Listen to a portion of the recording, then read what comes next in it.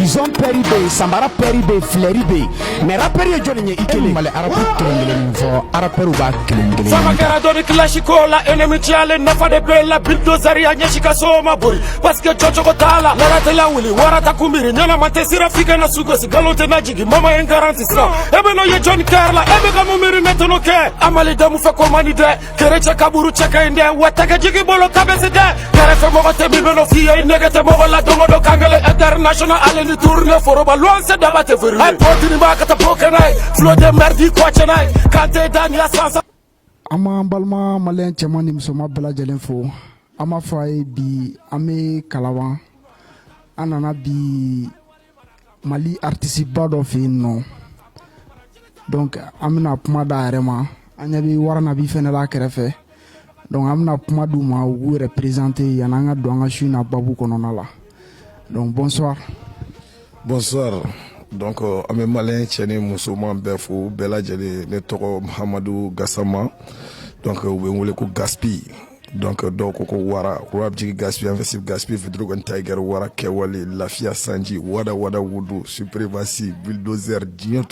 tɔgɔ in ka ca kojugu bon donc n kɔni b'a dɔn kɔni a ma se présentation ba la bilen Waranabi i bɛ fila fɔ. Salamu alaikum. Salamu alaikum. Salamu alaikum. Malien cɛman musoman i bɛ Mali kɔnɔ i bɛ Mali kɔ an ka foli bɛ bɛɛ lajɛlen ye aw minnu bɛ k'an lajɛ aw minnu bɛ k'an lamɛn an ka foli bɛ bɛɛ lajɛlen ye donc moi c'est Samake Ibrahim communément appelé Wara Nabi Samake Ibrahim le numéro 2 de Wara Gaspi le numéro 2 de la Wara Gang le numéro 2 de Mali big up à vous. D'accord an b'aw fo a ka présentation na kosɛbɛ donc an bɔlen o la an bɛna ka na question dɔw b'an bolo ka n'u poser Wara kun ani Waranabi fɛnɛ kun donc kɔsa in na an y'a ye k'a fɔ i ye morceau kura dɔ bɔ bon Bulldozer in franchement an ye commentaire mɛn dugu kɔnɔna la parce que mɔgɔw faniw y'an wele fan caman fɛ k'an ka na ka na Wara interviewer ka d'a kan ko i ye son laban bɔ ko son in a y'u impressionné donc an bɛ fɛ k'a dɔn mun de la i nana ka na Bulldozer in bɔ ka tila k'a tɔgɔ da ko Bulldozer. Donc kunbɛ tɔgɔ in na i b'a faamuya bon ni n ka petini dɔ de tun bɛ yɔrɔ la quoi n ka nɔnfan don kosɛbɛ a nana vraiment ne filɛ yɛrɛlajɛya dɔw man di ne ye i m'a faamuya donc u nana ka na kuma ni fɛnw d'an na j'ai fait toutes ces 3 années là donc n bɛ ka n ka album bɔ n ye n ka album bɔ n bɛ taga n bɛ n ka concert kɛ donc 26 mars la n ka concert a bɛ marcher à chaque fois ni n ka concert kɛra donc i b'a ka mɔgɔw ye u bɛ bɔ u b'a fɔ ko non ko n ye poto ta n ye nin kɛ tan n ye nin kɛ tan bon donc ne dun filɛ nin a yɛrɛlajɛya man ne kosɛbɛ quoi i m'a faamuya donc ne tɛ yɛrɛlajɛya a nana ka na dɔnkili dɔ de bɔ ka na kuma nasuguya dɔw fɔ dɔnkili kɔnɔna la n ka album ninnu bɔli la ça fait 3 ans déjà donc u kun bɛ to ka album ni fɛn ninnu bila chaque année n bɛ album dɔ bila chaque année n bɛ album dɔ bila n bɛ taa a fɛngɛ stade du 26 mars la walasa n ka album fɛngɛ ka kɛ quoi dédicace kɛ quoi. Bon donc nana k'an t'o la chaque fois que ni ye 26 mars ta n ka yɔrɔ bɛ fa n ka faniw bɛ joie fɛn bɛɛ mais ni dɔ bɛ ɲɔgɔn na donc o tigi ka faniw ni olu bɛ wuli k'u b'a essayer ka concert yɛrɛ boycotter quoi au fait ne ka faniw sɔn t'o ye quoi n'i b'i ka concert kɛ faut faire ton truc mais donc ni an m'an ta kɛ donc aw fana ka aw sen bɔ a la donc a tigi t'o de la après mon concert a diyara n ka faniw ye et pourtant n ma deli k'a concert ɲɔgɔn kɛ yɛrɛ la fois passée parce que a tilancɛ bɛɛ kɛra en live donc an y'o kɛ en live presque en live donc faniw jouera trop i m'a faamuya parce que live ni playback tɛ kelen ye quoi faniw jouera trop content na trop mɔgɔ caman ye remercier ko vraiment ko ne yɛrɛ man ka jouer yɔrɔ la yɛrɛ ni live tɛ i m'a faamuya n ko y a pas de problème donc son kura dɔ de bɔra sisan ni min bɛ ɲɔgɔn na ale nana ka na ka dɔnkili dɔ bɔ walasa k'a essayer donc a bɛ ka kɔrɔmatigɛli ni kuma dɔw ni fɛn dɔw fɔ c'est que galonninw b'a kɔnɔ quoi mais ani tiɲɛ bɔlen don donc yɛrɛlajɛya man di ne ye kosɛbɛ donc n ko problème t'a la n bɛna i jaabi a tuma tɛ mɛn quoi i m'a faamuya donc bulldozer nano de kama bon bulldozer ye conscience kuma ninnu minnu fɔ a bɛ mɔgɔ caman bila ka baara kɛ fɛn bɛ mɔgɔ caman bila ka baara kɛ i m'a faamuya parce que caman bɛ fɛn dɔw yira i m'a faamuya caman bɛ fɛn dɔw yira hinɛtɔya ko ninnu ni fɛn ninnu na ka dɔw ni barika dɔw créer image la jamais ne tɛ n servir o image la i bɛ kɛ ne fɛ n ka taa la n bɛ dɔnkili mun da n bɛ force de frappe mun d'i ma ne bɛ kabako mun kɛ dɔnkili kan ne tɛ ka dɔnkili da dɔ ne bɛ dɔnkili da de ka rappeur ninnu ja tigɛ quoi i dalen so kɔnɔ n'i y'a lamɛn i b'a dɔn i kan ka dɔ fara baara kan i m'a faamuya sinon bɛɛ b'a dɔn dɔw ko ni fɛn ninnu a ma se ne ka kumaw la ne ye bientôt 32 ans ne ba bɛ se ka bɔ a kalama ko ne bɛ cigarette min mais diɲɛ kɔnɔ ne ba ma de ka cigarette ye ne da la ne bɛ Mali dɔn depuis Ala ka ne da ne ma de ka n ba publier Mali réseaux sociaux kan parce que ne b'a dɔn maliyɛn dɔ karalen don ka da fɛn dɔ fɔ bon ne dun b'a dɔn n bɛ kaso k'a kun kaso i m'a faamuya bon donc olu idée ninnu fɛn ninnu na quoi c'est que n nana ni bulldozer ye kun mun kama cɛni kelen tɛ jatigɛ don dara kana jamana in na yuguba dɔɔni parce que u famana fɛn dɔ ma barisa m'a dɔn ni ne fɛnɛ tɛ ko in tɛ taa ɲɛ quoi i m'a faamuya voilà mais nenni ni fɛn tɛ k'a kɔnɔ c'est que an bɛ taga carte sur table n bɛ prévu de yirila dɔrɔn dɔnkili kɔnɔna la donc i yɛrɛ b'a choix quoi n kan ka min fara n ka baara kan diɲɛ kɔnɔ bulldozer dar'o de kama frérot Wara Nabi yɛrɛ bɛ yan donc an bɛna kuma di Wara Nabi yɛrɛ ma i bɛ se ka mun fɔ Wara yɛrɛ ka nin kuma ninnu kɔfɛla la donc e bɛ se ka mun fɔ o conscience yɔrɔ in na an y'a yɛrɛ son yɛrɛ fɛnɛ la mais an y'a ye k'a fɔ i ye kuma caman fɔ morceau in kɔnɔna la i ye kuma caman fɔ Wara Nabi e yɛrɛ fɛnɛ bɛ ka inspiration ninnu bɔ yɔrɔ jumɛn na. Bon n y'a fɔ cogo min n ka foli bɛ minnu bɛ ka na mɛ n ka bɛ segin ka foli bila o ye cogo di Wara Gaspi yɛrɛ y'a bɛɛ expliqué bulldozer yɛrɛ kɔnɔna la conscience c'est un arabe conscient ne mɔ ci b'a kɔnɔ conscience b'a la quoi. Parce que Mali en fait Mali la bi la non. Gaspi c'est l'image du Mali. En fait de l'Okobi. C'est l'image du Mali. Donc ne mi ba kɛrɛfɛ ne yɛrɛ ka son ne ka intro yɛrɛ lamɛn ni n ka dɔnkili. Donc il faut que a bɛ nkalon da quoi. Voilà. Tu vois. Donc k'a yira u la dɔrɔn c'est-à-dire la famille est sacrée.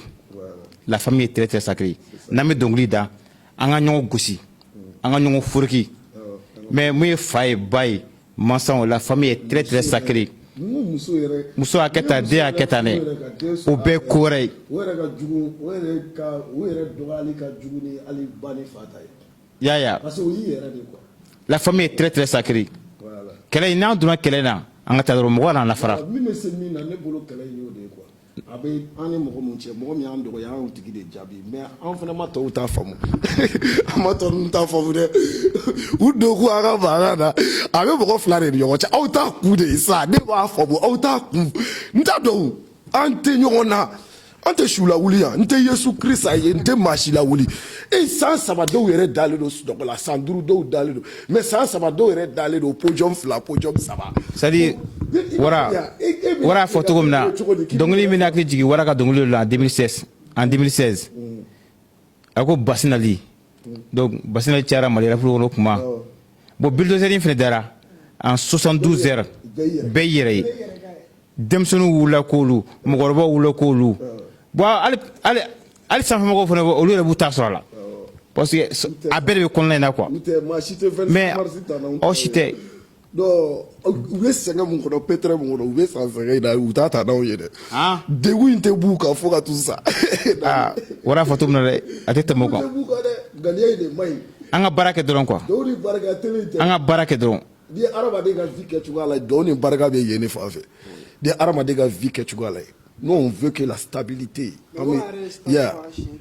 mais bon c'est 18 fois maintenant voilà on sport c'est 16 fois Wara Nabi gɔrɔ dɔ la ko 16 DD awɔ c'est que congrès ye on sport fa chef là voilà ne ko dɔnkili kɔnɔ ko stade Omsoro 16 a den parce que waati dɔ kɛra Mali kɔnɔ an kun bɛ wuli an bɛ taa stade Omsoro an ka ɲɔgɔn sɔrɔ sini yɔrɔ tun bɛ fa plus kun t'an ni mɔgɔ cɛ tuguni quoi on n'a pas besoin des réseaux sociaux des médias il suffit que an kun ka fɔ n ko an ka ɲɔgɔn sɔrɔ sini donc an bɛ ɲɔgɔn sɔrɔ an bɛ taa fa comme d'habitude y'a c'est-à-dire Mali kɔnɔ n bɛ micro de la caméra de bɛ n kan le premier rappeur Mali kɔnɔ depuis Mali kɛra Mali ye ko rappeur kelen ka wuli ka taa stade Omsport ta k'a fa a fɔra gaspille la an de sira yira bɛɛ lajɛlen na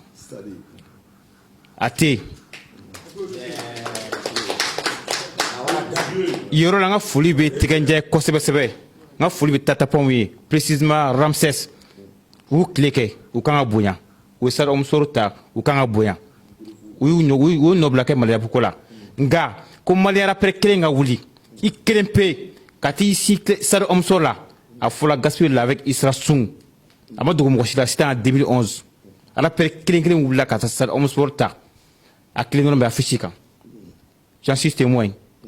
ni mɔgɔ min bɔra k'u ka gɔlɔn don u ka nana prévu a tɛ yen rappeur tɛ yen a fɔlan la wa a labanna la an y'a kɛ 16 fois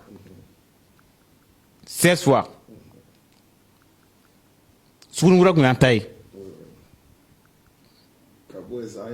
sisan an yɛlɛmara an mago bɛ record min na sisan an bɛ deli la dɛ a tɛ bila an b'a kan tuguni an mago bɛ record kelen dɔrɔn la stade 20 mars record kelen dɔrɔn la wa an ka karamɔgɔkɛ ye an ka foli bɛ kosɛbɛ y'a banni an bɛ fɛ k'ale de ka record bati stade 20 mars la wa ale tɛ fufu de dɛ o de y'an ka objectif ye ka y'an karamɔgɔkɛ ye y'a banni an ka foli bɛ kosɛbɛ k'ale ka record bati an fana n'an ka record kura bɛ don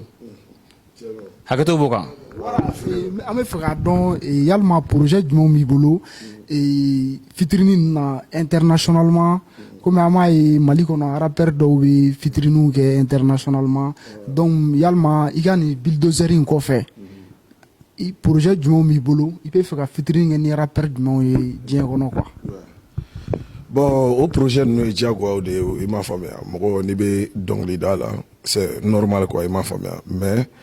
a kun ka di ne kosɛbɛ de voler de mes propres ailes mais après avec le temps bon mɔgɔ caman y'a fɔ n ɲɛna donc n accédera mɔgɔ caman na an ye ko caman sigi sen kan i m'a faamuya bon n b'a sira kan i m'a faamuya n tɛ se k'a fɔ ko a bɛ kɛ bi ou bien a bɛ kɛ sini mais vraiment sisan kɔni n convaincu don a la n kan k'a kɛ parce que a demandeli kɛra n na i m'a faamuya sinon o tɛ ne ka objectif ye i m'a faamuya ne ka objectif yɛrɛ ye min ye dɔrɔn k'a yira dɔrɔn ne quoi ni an bɛ san 12nan de kɔnɔ sisan ni ne tɛ taga o ne y'o kuma de fɔ maliyɛnw ɲɛna san o san dɔ de bɛna fɔ quoi san o san cɛ wara bɛ taa wara dɛsɛra dɛ ta o de bɛ fɔ dɔnkili la u bɛ tila k'a ye cogo di farapu kura san o san cɛ wara ye de kɛ tan wara de kɛ tan u b'a ye cogo di farapu kura mais nin ko kɔni nin kɛra ala ko ye ten donc ne yɛrɛ bolo sisan maliyɛn bɛ mun fɛ ni maliyɛn mɔgɔ ye tellement k'i mɛnna sanfɛ tellement que i dawula ni fɛnw ka bon cogo dɔw la i ye hɛrɛ nasuguya dɔw sɔrɔ a ka di maliyɛn k'i lajigin de diyagoya quoi Mali de la quoi maliyɛn bɛ maliyɛn na motiver ka karisa kogoya karisa ye k'a sɔrɔ a t'a tigi sɔn dɔn quoi o bɛ kɛ Mali jamana dɔrɔn de kɔnɔ k'i sigi gɛrɛna ka jama la motiver ka karisa kogoya karisa ye o bɛ kɛ Mali dɔrɔn de la i m'a faamuya u t'i sɔn dɔn u t'i ka ko foyi dɔn mais an kɔni an bɛ ala bolo don o don hɛrɛ lafiya dɛ si sinon i cɛ b'a yɛrɛ i tɛ ka wɔsi n fɛ yan dɛ a tɛ ka wɔsi basi donc voilà an y'a ye fɛnɛ bulldozer kɔfɛ wura 12 ko mobili dira an y'a ye réseau sanfɛ a kumaw cayara 12 o fɛnɛ kɔfɛ tuguni an tilara k'a ye tuguni ko Baruni Gambi ko fɛnɛ ye caman d'i ma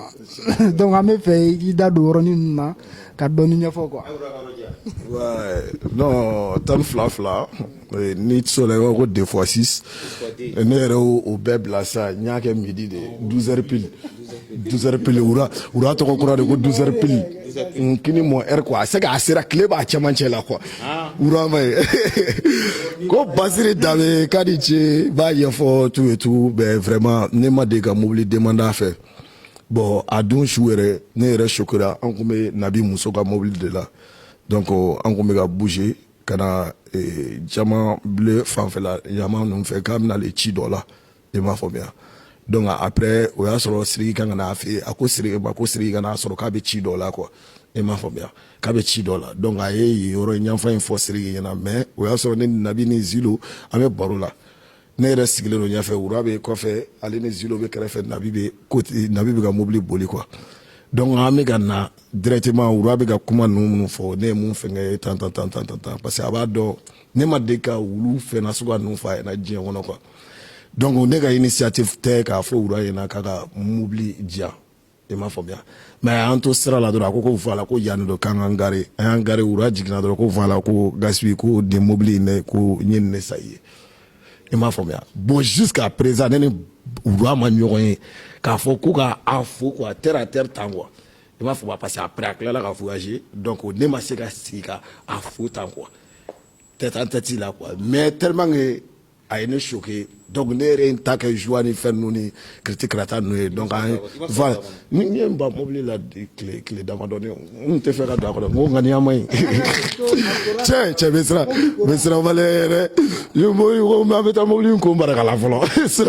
sinon ŋaniya ma ɲi donc ŋaniya a bɛ batterie charger i m'a faamuya ko donc an bɛ taa mobili ko an bɛ ko dɔ kɛ quoi i m'a faamuya vraiment n ma sɔn n siranna yɛrɛ dɛ kulonkɛ n siranna yɛrɛ i m'a faamuya mais après n tilala k'a fɔ n ko cɛ c'est la vie ce qui va se passer tu vois n ko il y a pas de problème n ka continuer mais n ka foli bɛ wura ye kosɛbɛ donc après ça baroni tɛmɛtɔ gɛrɛ na donc ne ye baroni wele o y'a sɔrɔ a tun t'a dɔn ko ne sigilen don quoi n terikɛ ka bureau da la ne m'a faamuya an bɛ to ka sigi yen golf kɔnɔna la donc ne y'a wele n ko i tɛmɛna ne de la sisan k'o kɛ k'a bɛ ci kɛ sisan k'a segintɔ k'a bɛ na donc a seginna ka na après a ko bon ko a bɛ geste kɛ ye n ka mobili ko ni fɛn ninnu ko non ko vraiment ko wura ye ko ɲɛnama kɛ a ye wura fo ka ɲɛ ne m'a faamuya donc an b'u bɛɛ lajɛlen fo an ka mɔgɔw de o tɛ bi ye i b'a fɔ kan da fila mun na o tɛ ni maa cɛ n'a ye min fɔ ye an y'o fɔ ye wara la bi foroba kuma ni fɛn ninnu i kɛ cogo dɔ dɛ donc Gassi yɛrɛ y'a fɔ cogo min na an bɛ wura 12-12 fo kosɛbɛ Basiri Dambele wura 12-12 donc mɔgɔ min don a kan ka fo c'est quelqu'un an bɛ taa fɛ an bɛ baro kɛ a ka muso b'an bonya kosɛbɛ kosɛbɛ la reine 12-12 reine 12-12 bɛ bonya min d'an kan wura 12 yɛrɛ t'o bonya d'an kan an mago fɛn o fɛn na muso mara min na a b'a accueillir ka ɲɛ très bien donc Gassi yɛrɛ y'a fɔ cogo min na an tora baro la ten salon kɔnɔna la an bɛ ne muso ka mobili la a ko k'an ka jigin k'an ka taa ci la n ko wula n ko n bɛ mobili misɛnnin dɔ la dɛ a ko ko fɛn t'a la wara nabi k'an ka taa an donna ten mobili kɔnɔ fara an fɛ i tilen fara an fɛ i tilen fo ka na se pariki na i jɔ yan a ko wara nabi n ye nin sa i ka cɛ ye n ko han ko an ye ɲɔgɔn dɔn voli kɔnɔ mɔgɔ m'a yira ɲɔgɔn na an ye ɲɔgɔn dɔn voli kɔnɔ donc o don bi cɛ a ye bonya min d'a kan an ka to ɲɔgɔn bolo ten parce que tu vois a yɛrɛ ye dakun saba ne yɛrɛ ni a ɲɔgɔn cɛ n tɛ girin k'o fɔ yan fɛnɛ quoi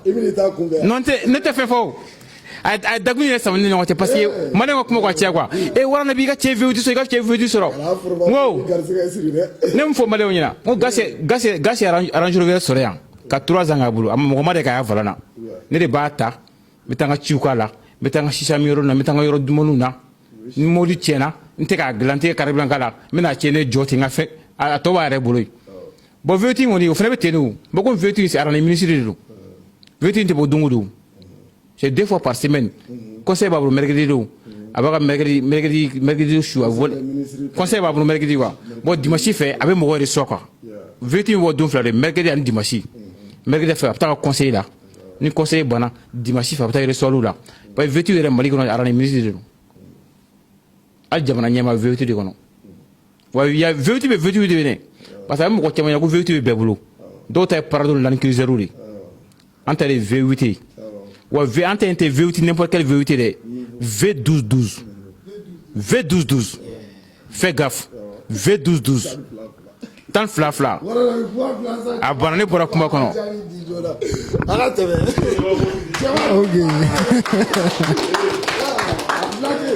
ok d'accord donc an b'a la dɔnni halisa an ni wara Gaspi de bɛ ɲɔgɔn fɛ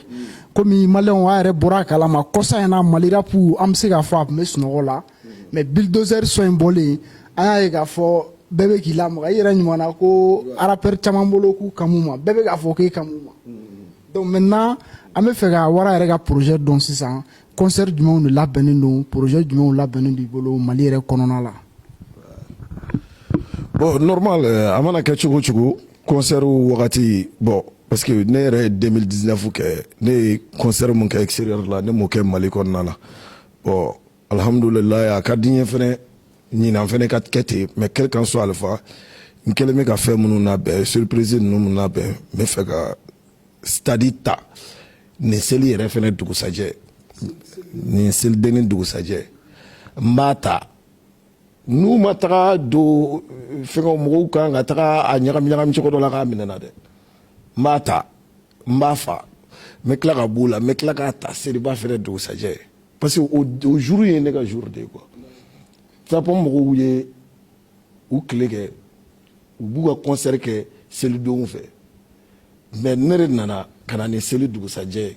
donc fanga to k'o yɔrɔ ninnu fɔ quoi i b'a dɔn kalama an kan ka kɛ américains ɲɔgɔnna de ye quoi a kɛlen b'a fɔ ni denmisɛnnin kuranin dɔ wulila États-Unis n'a tigi nana vogue la tout et tout mais américain den t'i sigilen to k'a fɔ quoi k'u bɛ o tigi ni u ka Jay-Z ninnu comparer quoi i m'a fɔ ma ou bien Snoop Dogg ninnu ni fɛn ninnu quoi i m'a fɔ ma olu ye mane i kan k'olu respecter de quoi bonya dɔ de don quoi parce que olu y'aw ladon ka se niveau dɔ de ma quoi ani ka réussir a kɔnɔna la quoi mais malin de b'i baw ma donc an kan ka kɛ États-Unis de sa mɔgɔ kan ka bonya i ka titre de fɛ i b'i si kɛ dɔnkilida la titre t'i bolo mais i b'olu de mɛn mɔgɔw dali la quoi donc c'est pas sérieux quoi normalement kabako de kan ka d'u kan i m'a fɔ ma olu fura ye bere kɛnɛ de ye i m'a fɔ ma k'u lamaga yɛrɛ k'u kɔ tigɛ i m'a fɔ ma publiquement k'u kɔ tigɛ yɛrɛ i m'a faamuya mais Frido ça va aller mais projet ka ca n'Ala sɔnna ma ɲina an bɛ caman kɛ ɲina yan mais excellent projet de ka ca kosɛbɛ ka tɛmɛ Mali ta kan quoi i m'a fɔ ma parce que fɛn caman bɛ yen n tɛ se k'o fɔ même pour créer un label i m'a faamuya o label ko ni fɛn ninnu na donc an ka fɛn dɔw papier ko dɔw ma ɲɛnabɔ hali bi n'i ye Mali rap lajɛ hali sisan i bɛ caman ye u bɛ fɛnw bila olu mago bɛ vue na suguya dɔ de la u yɛrɛ ka compte ni fɛn ninnu kan mais u t'a dɔn quoi olu ka wari bɛ jigin cogo min na u ka wari u b'a sɔrɔ cogo di ka ni réseaux sociaux bɛɛ sɔrɔ diɲɛ kɔnɔ mais u t'a dɔn u b'u ka wari u b'u ka rap u ye dɔnkili min da a nafa u b'a sɔrɔ cogo min na bon donc u si t'a dɔn quoi fo mɔgɔ damadɔ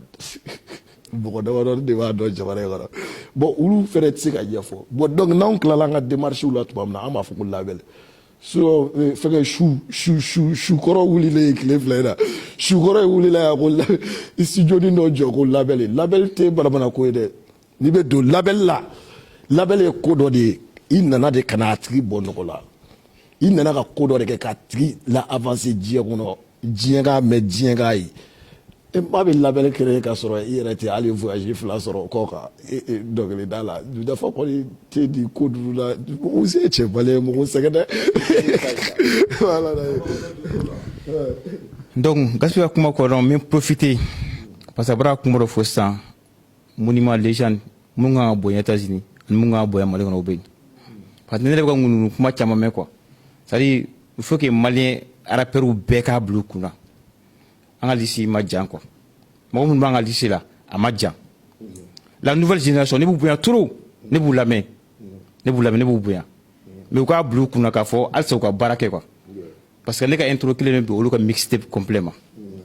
o ye kelen fɔlɔ mais minnu bɛ ko kunna 3G maintenant olu ma kuma voilà 3G mɔgɔ denmisɛnninw bɛ 3G la u bɛ ko kunna o tɛ moi ma liste a falen ninnu quoi mais an ka classe fɛnɛ ka fisa ni fɛn dɔ effectivement parce que an bɛ ɲɔgɔn classe bɛɛ ni dɔnkili bɛɛ diɲɛlatigɛ dɔnkili bɛɛ bɛnna n bɛ dɔrɔgu ta n bɛ zɛ denmisɛnninw k'u ɲɛsin ɲɔgɔn ma quoi kati n bɛ profiter n bɛ conseil di denmisɛnninw ma quoi n bɛ conseil di denmisɛnninw ma wajulukɛlaw ma ɲɔgɔn to yen dɛ politiciens ma ɲɔgɔn to yen aw ɲɛsin ɲɔgɔn ma aw kana siran ɲɔgɔn ɲɛ a ɲɔgɔn gosi an b'a dɔn de la min bɛ se ni min ye a ɲɔgɔn gosi an b'aw bɔ ɲɔgɔn na ɲɔgɔn gosi min t'a fɔ cogo di ka di ni min ta ye an b'o dɔn quoi ni mun t'a jara an b'o fɔ a ye ɲɔgɔn gosi aw kana siran ɲɔgɔn ɲɛ sinon u ye o ye u bɛ ka ɲɔgɔn ba de ɲɔgɔn kɔfɛ y'a ye o tɛ pa ye quoi a ye balini bɔ a la a ye fanini bɔ a la a ye ɲɔgɔn gosi a ye tagama ɲɔgɔn kan aw ɲɛsin an k'aw fila bɛɛ ka talan na an ka bɛɛ ka talan dɔ ka ɲɛ ne bɛ se nin na ne bɛ se nin na non minnu bɛ ka Mali pour que film tourner ni fɛn ninnu ye bulldozer an y'u bila place la minnu galontigɛ ban catiri bɔ la bulldozer an y'u bila place la bon allez kati 24 yɛrɛ kɛrɛfɛmɔgɔ dɔn n t'a dɔn u bɛ dɔnkili de da tuguni wa u bɛ mun de kɛ wa tuguni ne yɛrɛ t'a dɔn tuguni kati 24 kɛrɛfɛmɔgɔ dɔw bɛ yen dantanfɛn dɔw bɛ yen ale yɛrɛ nana an ka cɛ kana an sɔrɔ ko ɲɔgɔnna Bamakɔ yan ka bɔ i ka quartier la i ka ville la k'i bɛna an attaquer cɛ ka don an bɛɛ ka bɔ ni bɛɛ ye e bɛ ka ɲinɛ mun kɔ quoi c'est à dire quoi u bɛ ɲinɛ mun kɔ quoi n'i taara an ka gɛrɛn na n'i taara ni Gaspi sɔrɔ ɲɔgɔn na ni Gaspi bɛ mun da ne kan kɛnɛ ma Gaspi bɛ mun da ne kan mɔgɔ tɛ se k'a fɔ ne ma dɔnkili kɔnɔ a bɛ kun ne fɛ quoi donc maliyɛn tɛ se k'anw classe quoi zero bɛ mun da ne kan Gaspi bɛ mun da zero kan zero bɛ mun da gas kan ni y'anw sɔrɔ ɲɔgɔn na moi ne bɛ Gaspi ne rappelle indignes ne b'u wele ça c'est des rappels indignes hein même que je travaille oui mais c'est des rappels indignes hein an tɛ ɲɔgɔn to yen quoi ni y'anw sɔrɔ ɲɔgɔn na faut qu'il s'étend classe an ka baara de don quoi a b'anw ɲɛnajɛ quoi kɛlɛ t'anw fɛ yen an tɛ kɛlɛ an tɛ wɔyɔ kɛlɛ t'anw fɛ yen quoi an bɛ ɲɔgɔn mansa bonya wa groupe la fɛnɛ k'a fɔ ko dɔw ni barika yɛrɛ la ka yira i bɛna groupe fɛn fɛn ta ne ni maakɔrɔ fɛn fɛn bɛ ɲɔgɔn kan fo bi a maa bɛɛ hali sisan anw bɛɛ bɛ quartier général kelen kɔnɔ a bɛ fɔ a ma ko QG a mɔgɔ si tɛ yen min tɛ fɛn bi a bɛɛ an ni mɔgɔ fɛn fɛn bɛ baara kɛ wara gɛn cɛ bɛɛ Nabi Frozin Jalal JPP Lassi le plaisir i kan k'ale dɔn yɛrɛ e ma wa Zilo a si tɛ min tɛ français min tɛ firi la quoi i b'a fɔ bɛɛ wa an ye ko in daminɛ yɛrɛ ɲɔgɔn fɛ fo bi wa an b'a kan dɛ an t'a bila wa a bilenni a bɛ ladon manu ɲɛna i y'a juguya kɛ wa i ma juguya kɛ fɛn bɛ ladon de. an tɛ bɛn wa an tɛ fara. voilà iya Friro dɔɔni barika o ye. ouverture ni dɔɔni kɛ komi i yɛrɛ y'a fɔ caman kun donna classe kɔnɔnaw la mais caman tununa k'a essayer ka troisième mandat in bɛna daminɛ de mais quatrième mandat de bɛna daminɛ. non troisième mandat ma ban fɔlɔ nin ye san 10 de ye tuguni. nin ye san 10 de ye tuguni an bɛ troisième mandat de la an bɔr'o la an nana suprématie la n'an bɔra suprématie la sa palmarès a kɛlen b'a fɔ n ye titre ko min f'i ɲɛna ni ne yɛrɛ ka dɔnkili ta cogo lajɛ yɛrɛ ni ne ka album sigi cogo la ye quoi i b'a dɔn ko c'est étape par étape quoi depuis yen n'i sigi k'i sanse dɔrɔn i b'a dɔn ko cɛnin ko vagabondya ni ko wɛrɛ m'a bila. A ma dɛsɛ école la quoi ka sɔrɔ ka don dɔnkilida la quoi a ye kalan de kɛ quoi ka sɔrɔ ka don dɔnkilida la quoi i m'a faamuya a kun b'i to école de la n'a ye dɔnkili bɔ a ye tɔgɔ sɔrɔ k'a to o de la donc a ka dɔnkilida baara de kunbayara n'a ka école ko ye o de y'a to a yɛrɛ y'a to yen siɲɛ kelen ka taga ka concertw la k'a ka vie suit quoi o de ye ne kɛ artiste ye sinon bi 90% des rappeurs maliens fugariya de y'a bɛɛ bila dɔnkilida la soit Vaurien den o école la a tɛ sɔn kalama o de y'u bila dɔnkilida la i m'a faamuya donc o de y'a to i m'a fɔ ani sunkurutigɛ o de y'a to hali u bɛ duwawu ni fɛn ninnu fɔ i b'u ye radio barayaw de la bar ni fɛn ninnu ni make ni fɛn ninnu kɔnɔna la ka sanga bouteille sara nin kɛ tan u tɛ se k'a ɲɛ sɔrɔ quoi i m'a faamuya sinon an b'a dɔn mun na yɛrɛ i tɛ da la ko la fo n'i ye bile sɔrɔ e miiri b'i ba n'i somɔgɔw la quoi i m'a faamuya i kɛrɛfɛ mɔgɔw la e b'a dɔn ye c'est wa i tɛ dɛsɛ quoi i b'a dɔn ka bile yɛrɛ bɛ na n'a yɛrɛ i m'a faamuya donc k'u ka ko ninnu dabila quoi u ka ko caman u ka sirajɛlen ta n'u ma sirajɛlen ta u tɛna Mali rap wari dun a bile tɛ dun quoi mais classe in a bɛ kɛ quoi a bɛ kɛ sinon hali sukɔrɔ wulilen Nabi ne tɛ fɛ ka n da don ale la de parce que ni n da don a la sisan a bɛna essayer ka taga 26 mars ta n'an tɔgɔ ye a pɛrɛnnen don a bɛ fɛ k'a ta ɲina o nka a t'a ta n'anw tɔgɔ ye ne tɛ Yesu Kirisa ye n t'i lawuli bi n t'i lawuli sini farada n'i tɛ kɛlɛ la bon n yɛrɛ ko i ma quoi n kan t'i ma walayi n kan t'i ma quoi ni mɔgɔ min bɛ kɛlɛ la quoi n m'o tigi dɔn quoi n y'o tigi fɔ n kan t'i ma farada ala kama walayi. Gaspi ko sukɔrɔ wulilen est-ce que tu vois donc niveau ko de don quoi sisan an bɛɛ tun taara muso ta Gas taara muso ta donc kɔfɛ minnu taara yen sisan an ma taa 26 mars la a ye na ba yen classe ye fɛn dɔ de ye o Gas y'a fɔ dɔrɔn classe bɛ kɛ a bɛ kɛ bonya kɔnɔna la a bɛ kɛ diyagoya la nka n bɛ message kelen d'u ma ni ala y'u fɛn fɛn ci u ka don Gas kan tuguni zen flo bɛ n bolo n'i ye cɛ o cɛ gosi zen n'i ye cɛ o cɛ frappe zen Ou bien blessé, mais non, vous, c'est à Kaita. ok, c'est bon. Et tu es un peu non. Vous, c'est une Kaita. Premier ministre, non, vous, c'est D'accord. Gaz, amna se niveau na sisan. Kuma la yalma i bɛ se ka conseil jumɛn di la nouvelle génération ma denmisɛnnin minnu kuranin minnu don tan don arabu la ani en même temps n'o y'a sɔrɔ i bɛ se ka ouverture min fɛnɛ kɛ halisa rapɛri minnu fɛnɛ bɛ yen nɔ pour que ka se ka sensi dɔ d'u ma a ka ɲɔgɔn sama parce que kuma dɔ la an y'a ye k'a fɔ i ko sama-samali t'i ni mɔgɔ ni ɲɔgɔn cɛ quoi parce que ni mɔgɔ mana clash daminɛ n'a sera yɔrɔ dɔ la u bɛ bin quoi. Kun ka d'an ye n'o y'a sɔrɔ i bɛna ouverture dɔw kɛ pour que Mali rap yɛrɛ fɛnɛ a bɛ se ka ja parce que caman b'a faamuya rap yɛrɛ fɛnɛ jala ye clash de i y'a faamuya donc n'i bɛ se ka conseil min di ani ni ouverture min bɛ yen nɔ i bɛ se k'i da don o la k'o walawala quoi. En fait, je me suis conseil mun di n dɔgɔnin ninnu ma surtout 3G nafamaw rumeur caman bɛ carré kɔnɔ ka vocal n'u ka vidéo caman bɛ yen. U bɛ ɲɔgɔn dɔgɔya u bɛ ɲɔgɔn fɛngɛ donc u k'a lajɛ u ka olu nɛni ninnu u k'olu le bɔ yen i m'a faamuya ni talent b'i la i ka talent exploiter i b'i ka talent exploiter cogo di aw ni mɔgɔ min ye concurrent ye aw ka ɲɔgɔn banni dabila kɛrɛfɛla ninnu na aw kana o studio kelen in kɔnɔna la dusukasi min aw kɔnɔ aw k'a ɲɛfɔ micro la sans insulte i b'a yira karisa ni de y'i ka faute ye karisa ni de y'i ka faute ye karisa ni de y'i ka faute ye. I m'a faamuya o de clash yo bon donc olu fɛnɛ b'a yira aw la aw de fɛnɛ ka faute ni aw de fɛnɛ ka faute a laban na bɛɛ t'i ni sɔn dilan i b'i sɔn dilan dɛ n'i sɔn bɛ fɔ don o don i b'a essayer k'o yɔrɔ éviter ou bien so hali bulldozer kɔnɔna la n ye fɛnnin dɔw fɔ a bɛ i cɛ dɔ burakɛ a bɛ Burama Kuyate bila ka koni dɔ kɛ tile 2 in na koyi e bolo k'a t'a débrouiller ko koni sigi sen kan a b'o koni kɛ dɛ i b'a faamuya donc i bɛ kumani dɔ don mɔgɔ kulo la a yɛrɛ b'a yɛrɛ dilan quoi ala kama ko tɛ quoi i m'a fɔ parce que a b'a dɔn diɲɛ ɲɛ b'a la quoi donc ani u ka dɔnkili bɛɛ ka kɛ melo ka mɛ dɔrɔku kan o bɛɛ fɛnɛ tɛ se ka kɛ dɔnkili ye quoi i m'a faamuya sinon hali suprématie kɔnɔna la donc n ye fɛn caman da des sons conscients trapu dumanamaw yɛrɛ vraiment i m'a faamuya n'a y'aw connecté sur la page Gaspi donc a b'a ye fɛn ninnu sɔrɔ ou bien n ka fɛngɛ ka YouTube kan donc o ye suprématie conseil ni dɔ de ye quoi tu vois Burama Kuyate i m'a faamuya i m'a faamuya bon donc sisan ani an bɛ génération min na don o don denmisɛnnin caman bɛ yen u ka dɔnkili yɛrɛ u mana na ka na morceau kelen da dɔrɔn après i b'u tourner manque de travail don i b'u tourner wa u bɛ tila ka na don mun na i b'a ye dɔnkili bɛɛ bɛ kɛ fasada mɔgɔ kura mana na i b'o ye ko fasada muso mana na u b'o fasada nin mana kɛ tan fasada y a rien dans ça mais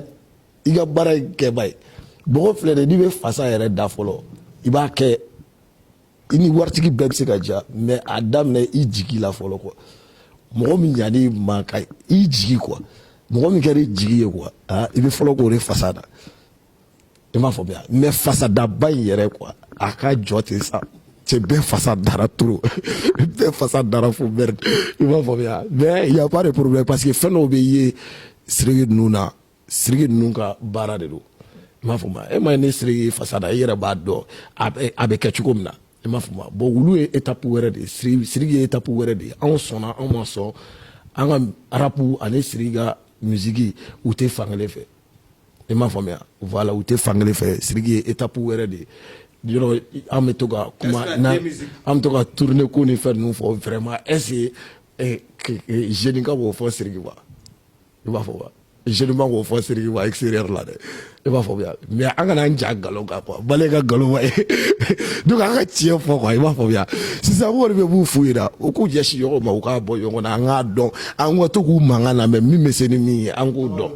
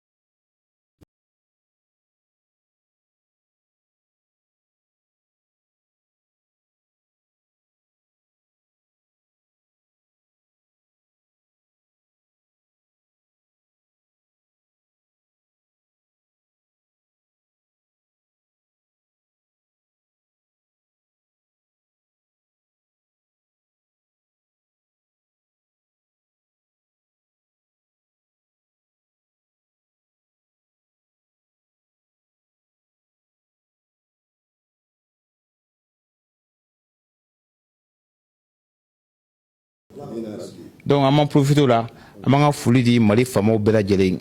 spécial force armée malienne an ka foli b'u ye kosɛbɛ kosɛbɛ donc minnu tora fasoko la u ka bila u kunna u tora jamanako la u somɔgɔw k'a dɔn Ala ka yafa k'u ma Ala ka hinɛ u la Ala k'u dayɔrɔ sumaya u y'an kɔn kiti min na Ala ka nɔgɔya Ala k'u sara kɛ alijinɛ ye u sara fasoko min na Ala k'u sara kɛ alijinɛ ye donc o message de tun bɛ ne bolo k'a fɔ 3G o ye k'a fɔ maliyɛn bɛɛ lajɛlen ye n'an y'an bi hɛrɛ la finicogo dɔrɔn don i kɛra policier o i kɛra gendarme ye o sapeur pompier o maliyɛn kan ka finitigi fan bɛɛ bonya n'i kɔni ye faso fini mɔgɔ mɔgɔ la ko n'i ye faso fini ko Mali la don a la walahi maliyɛn kan ka bonya o foli de tun bɛ ne bɛ k'a fɔ maliyɛnw ye donc an bɔra kuma kɔnɔ assalamu alaikum.